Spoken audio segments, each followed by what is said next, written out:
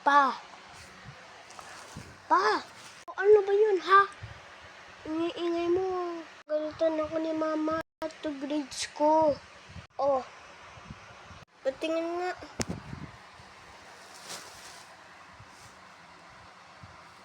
MAPE 71, EPP 75.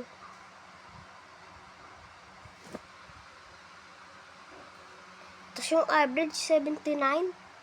Hindi ka man lang magkaroon ng 80. Ah!